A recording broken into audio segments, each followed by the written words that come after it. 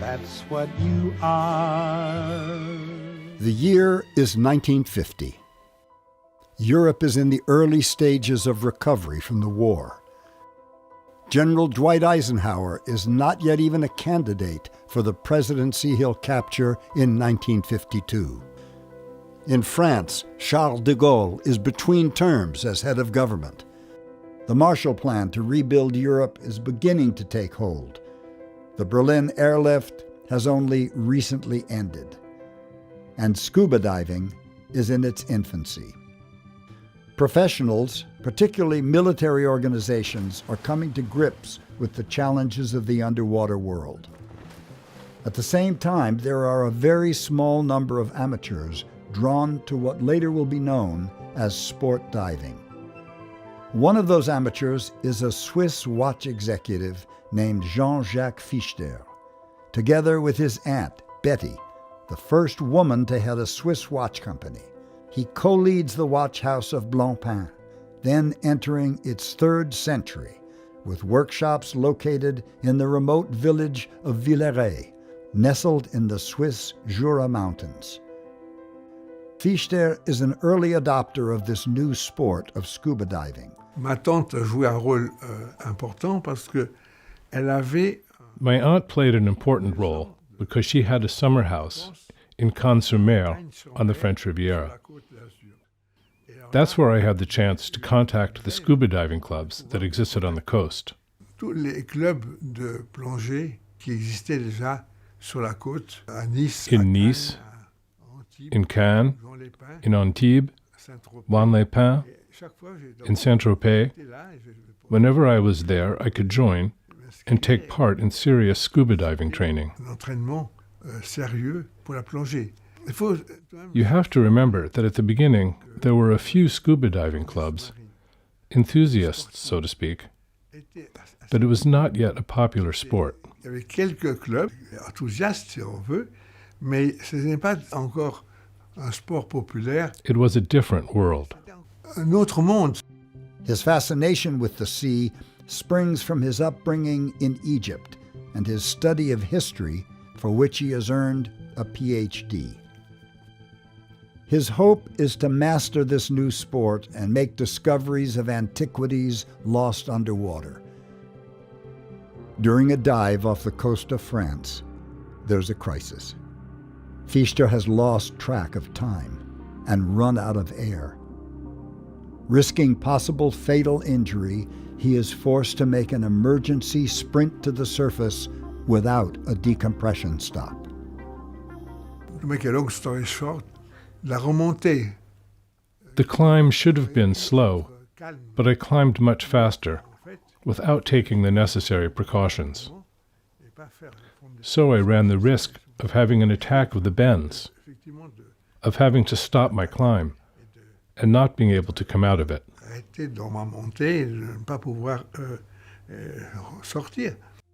Fiechter has an epiphany.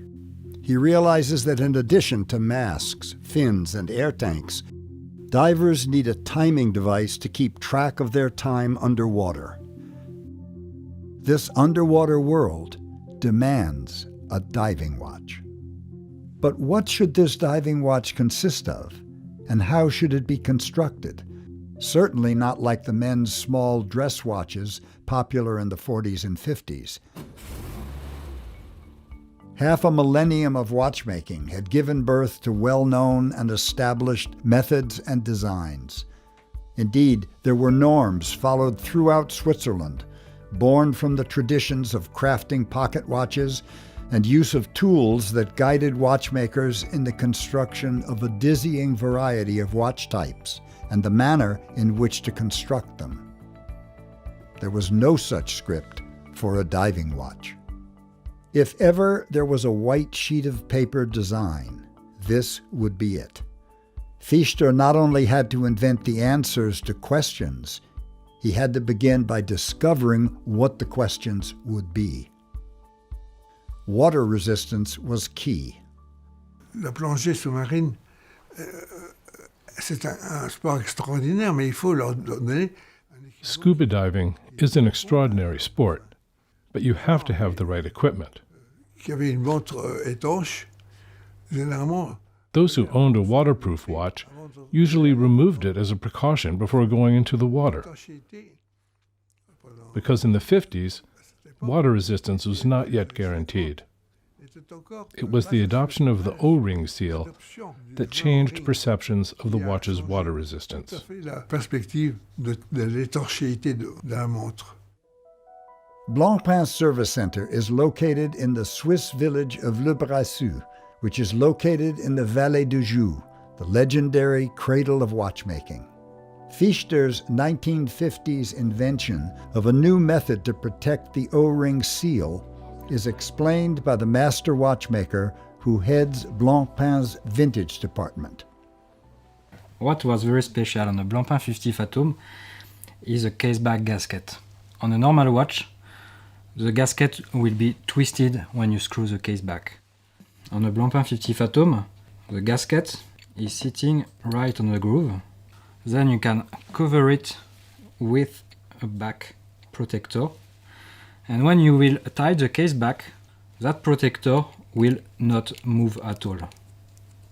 That way, the gasket is pressed, but is not twisting on itself. And it's the best way to guarantee the watch will be waterproof in a long term.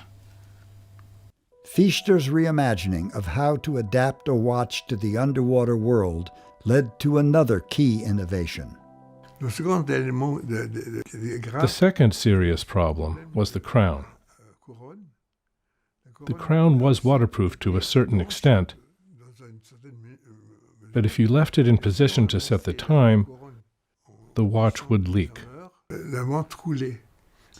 On normal watches, the gasket was on the inside of the crown. So when you use a function, the water can get inside of the watch. But on the 50 Fathom, the gasket is located on the tube. That way, when you use your watch, whatever the position of the crown, the water cannot get inside of the watch.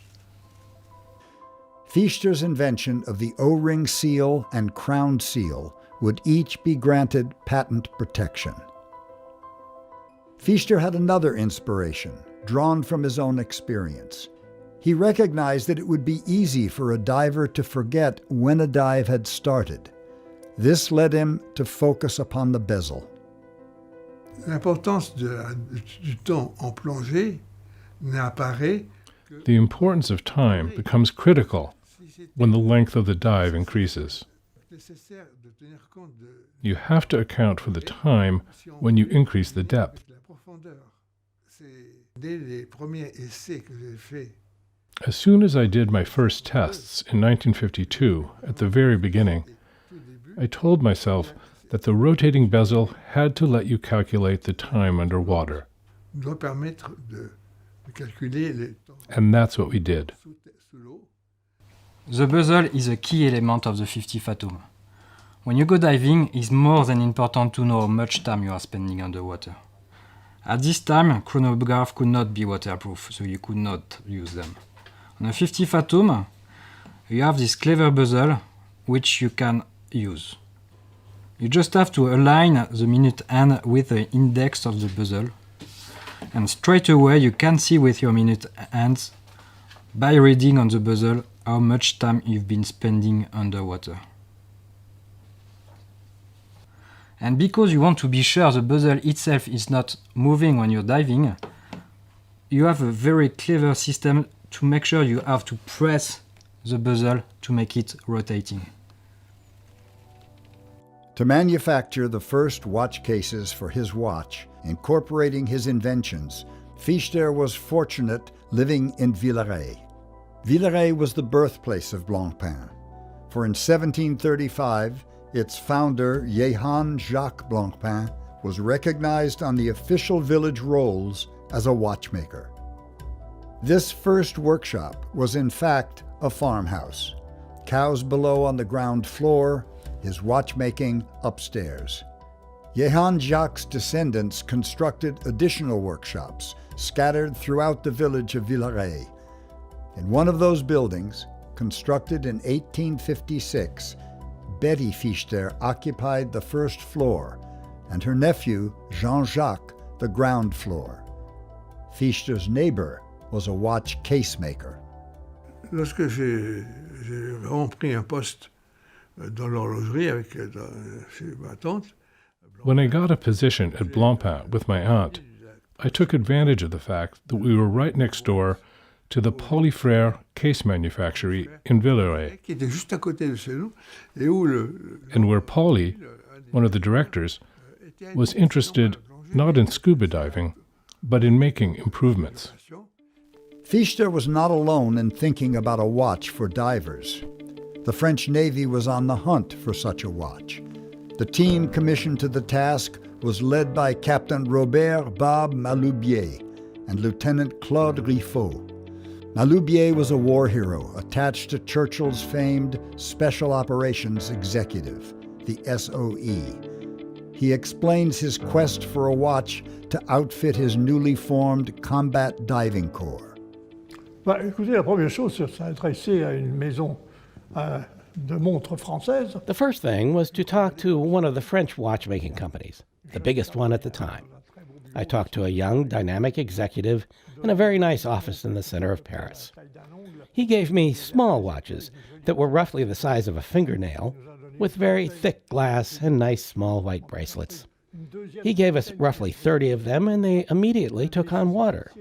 Then we took another 30, and they immediately took on water, to such an extent that one of my non-commissioned officers called me and said, Captain, my watch isn't waterproof. I found a baby grouper in it." So we got a ruling pen, some compasses, some graph paper, and we tried to design our dream watch, the ideal watch for diving, which featured everything we wanted. Meaning, of course, luminous letters, not too many numbers, a rotating bezel, etc., etc. We drew up everything we had in mind. We proposed it to the watch company, which laughed in our face. Diving watches have no future. Through the intermediary of Spirotechnique, now Aqualung, we got in touch with Blancpain, the oldest Swiss watch brand. They, on the other hand, agreed to make our watch, and so they made it for us. It was the 50 Fathoms, the original one, which dates back to 1953.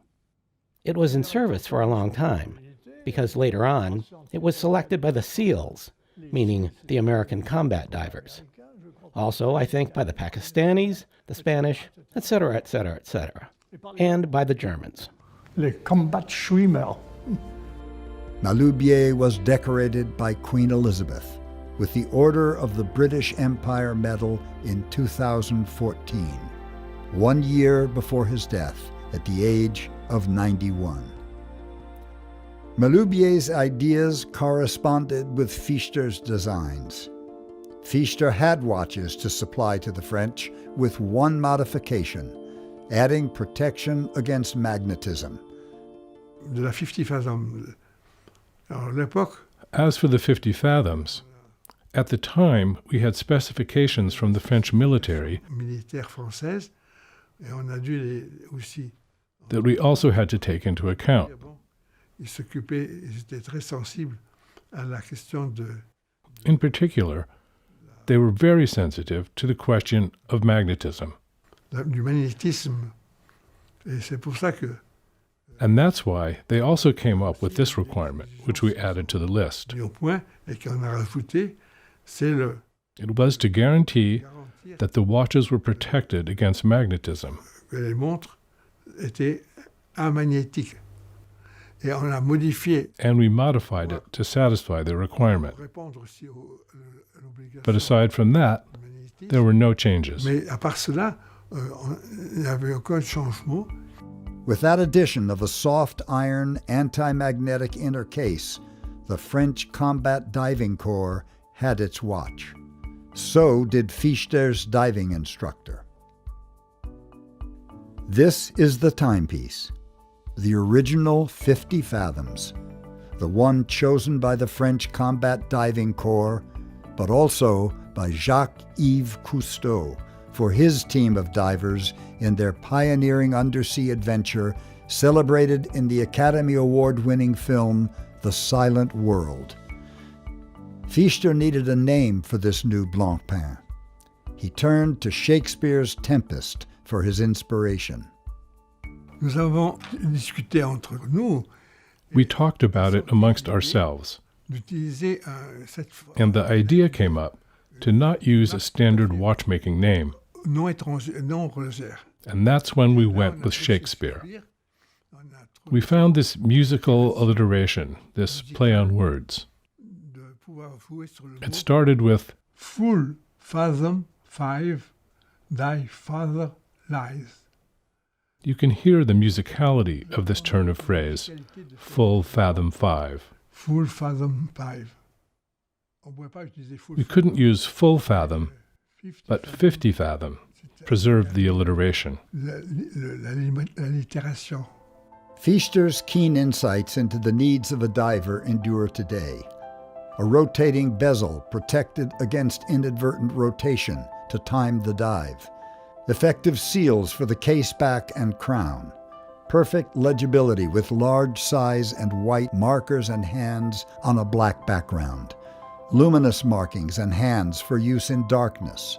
Automatic winding to save wear and tear on the crown seal. Shielding from magnetism. Collectors now recognize this early model from its markings Rotomatic Inca block and Arabic numerals at 12, 3, 6, and 9 o'clock. The design, indeed the very DNA of this 1953 example, was so spot on, so penetrating in its insights, that not only has it endured for well over half a century, but it has defined the diving watch genre for the watch world ever since. 3 years after the 50 Fathoms debuted on the market, Fiechter broadened his vision. The 50 Fathoms was a large watch, conceived for maximum utility while underwater. But what about women divers for whom the regular 50 Fathoms was too large? What about amateurs who wanted a timepiece that could be worn as an everyday watch and also used for diving? The answer was a smaller diameter diving watch which he named the bathyscaphe. He had in mind the diving vessel of a fellow Swiss, Auguste Piccard. La montre 50 Fathoms était une montre d'un diamètre. The 50 Fathoms was a watch with a diameter that was slightly too large for most women. Now, women wear very large watches. This wasn't the case back then. Fortunately, we sold small watches. But for the diving watch, we had to find a halfway point, and so we picked a smaller diameter. It almost became a normal-sized watch, but we were still able to keep the crown and the rotating bezel system. La couronne, regardez le système de lunettes tournantes. As a daily wear watch, in addition to all of its diving robustness and features such as the bezel for timing, the bathyscaphe introduced a new element. Nous avons pensé que la date We thought that the date could potentially be an interesting element, and one that wasn't too complicated to incorporate. So we changed the manufacturing process to include this aperture in the dial. The French Navy was the first military to adopt the 50 Fathoms. Others soon followed, such as the Germans. ils voulaient la couronne vissée. They wanted the screwed crown. This had advantages and disadvantages, in that the screwed crown is sturdy if you don't open it, but if you leave it opened, it's done for. C'est fichu. L'Allemagne a estimé The Germans believed the 5-minute divisions didn't offer a huge advantage, pas un avantage énorme, que les gens that divers could calculate the length of time they had spent underwater using a triangular mark on the bezel without having engraved numbers. Though not the first of the world's militaries to depend upon the 50 Fathoms for their divers, the story of the U.S. Navy's selection of Blancpain is a key chapter in the history of this icon. President Kennedy is seen here with the elite Navy SEAL divers, wearing 50 Fathoms watches during the early 1960s. But the story begins years before with Blancpain's American distributor, Alan V. Tourneck. On a trip to Switzerland to meet with Fiechter, Tourneck was shown an example of the Blancpain 50 Fathoms. As his son Larry was a diver, Tourneck brought the watch back to the U.S. as a gift for Larry. As he flew back across the Atlantic, an idea was hatched. Why not become a supplier to the Navy? What Tourneck discovered was that a procurement qualification process had already begun. Plainly drafted after seeing the 50 Fathoms in use by other nations' navies, a 1955 draft specification called for features which Fiechter had pioneered: superior water resistance, light-colored hands against a dark background, and a rotating bezel for timing dives. And one more thing: a moisture indicator on the dial. Since these were diving instruments issued for each dive, along with mask, fins, and other equipment, a diver needed to verify that the watch had not been misused by another diver at an earlier time. If he saw that the piece that was given to him showed it wasn't right, he would turn it down and wouldn't run the risk of diving with a compromised piece. Watches from other Swiss companies and from prospective American suppliers were tested between 1957 and 1959. One testing site was the Frankfurt Arsenal, located in Philadelphia. This sprawling facility dated to 1816 and the administration of President James Madison. Only one watch passed all the tests: the Blancpain 50 Fathoms. The clarity of Fiechter's vision in his design was confirmed by the American test divers. Quote, "The outer ring of the watches soon came to be regarded as an indispensable feature. The ease of setting the ring and of reading the numbers were very clearly superior in the Blancpain watch as compared to other types that were in use at the scene." After what the Navy described as hard use, with shocks, came this final summary of the tests of the Blancpain. In summary, experience with 12 Blancpain underwater watches during Operation Hardtack yielded virtually complete satisfaction.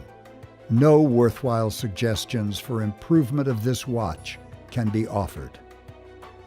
This version of the 50 Fathoms, which the American Navy selected, notable with its moisture indicator on the dial, was named by Blancpain the Mil-Spec.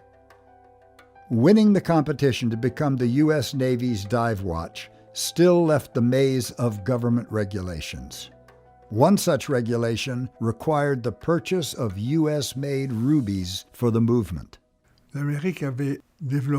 America had begun producing a small number of watchmaking rubies for the Army. The quality of those rubies was poor compared to the rubies that already existed and had been perfected for 100 years in Switzerland.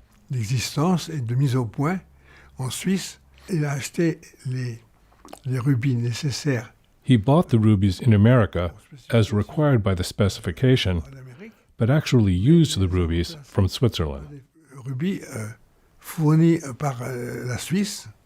which allowed us to preserve Swiss chronometry and the watchmaking rubies' production qualities. So I don't know where they ended up.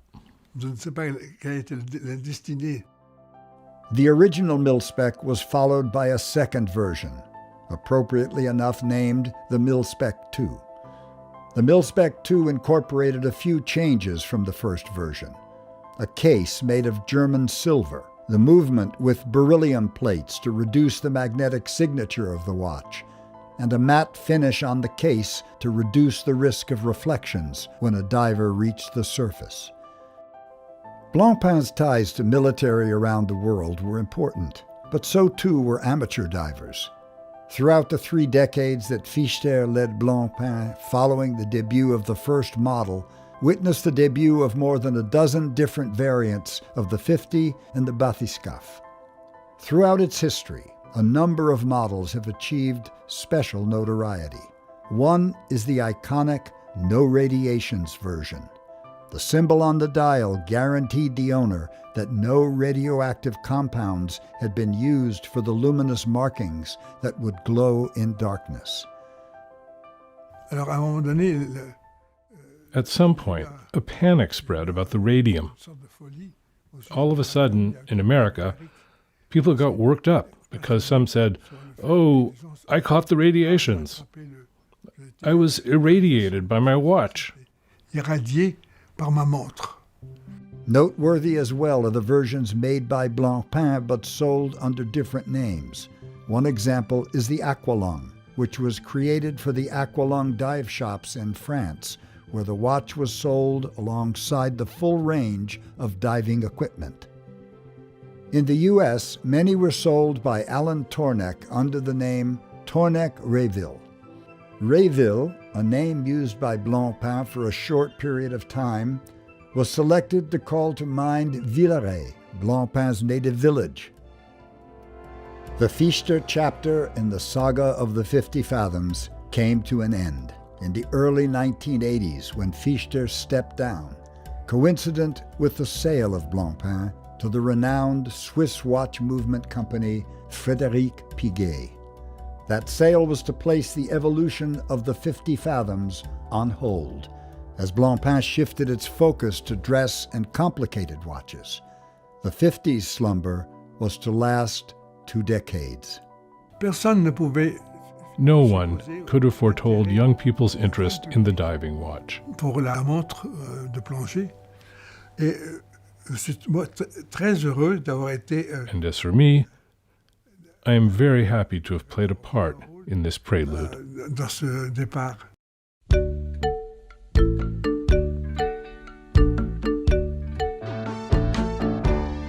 I can see clearly now the rain is gone. I can see all obstacles in my way. Gone are the dark clouds that had me blind. It's gonna be a bright sunshine day. It's gonna be a bright sunshine day. I think I can make it now. The pain is gone. All of the bad feelings have disappeared.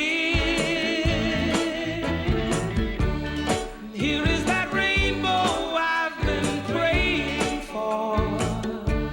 It's gonna be a bright